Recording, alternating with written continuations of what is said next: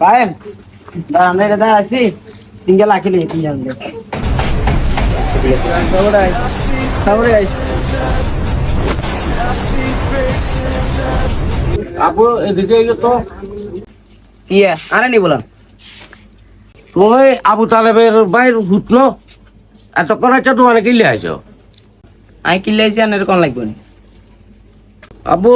তুই কথা ইচ্ছা করো আর গা ইচ্ছা কর দে তুই এতক্ষণ ইচ্ছা আইছো ভাড়া লাগা বাদ দি তুই গুরু গার দে জিজ্ঞাই রে তুই ইচ্ছা কর কথাতে ইচ্ছা ব্যবহার করবো আন্নে লও কেনে কথা কইতাম তুই আলো বেয়া তুমি ঘর যাওয়ার লাগে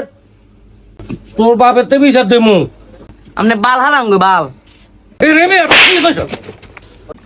কি রে তুই আর মাইছত কেন তুই এডে বয় আই হোলাগল অঙ্গা চোখের হোলাগল বেয়া দবে গেছে তুই হোলারে বালারে বলে ডাক দুয়াই দিলাম হোলা আর অঙ্গা গরম হয়ে হোলা বাহারে গেছে আল্লাহ লাগে হরে কি দেখাইবো বন্ধু বন্ধু বন্ধু বন্ধু তোরা কই রে বেটা এরকম পরীক্ষা লাকি আনছস আরে মারছি রে ভাই কেডা মারছে তোর এত বড় সাহস কার বন্ধু আরে তো অনেক লোক যে মারছে কিল লেগে তোর গায়ে হাত দিছে কোন হাতে আমি চিনি না কিন্তু হাতে তো অনেক নিতে আছে এই সবাই মারলো এই সবাই মারলো ওই ওটা কই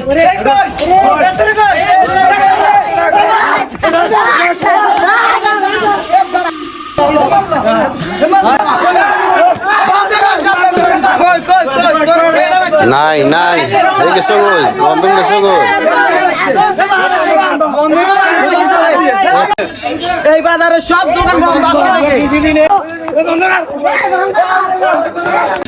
এই বাজারে সব দোকান বন্ধ আছে নাকি এই বাজারে সব দোকান বন্ধ আছে নাকি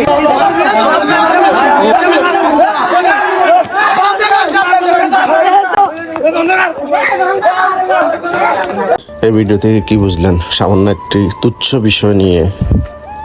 বড় ধরনের ঝামেলা সৃষ্টি হয়ে গেল। আসলে কিশোর গ্যাং গঠিত হয় এভাবে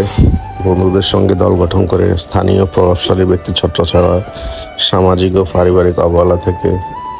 এবং ইউটিউব সিনেমা সোশ্যাল মিডিয়ার প্রভাবেও কিশোর গ্যাং গঠিত হয়। এরা সাধারণত চিন্তা ও চাঁদাবাজিতে মগ্ন থাকে, দলবদ্ধ মারামারি করে, মাদক সেবন ও ব্যবসা করে,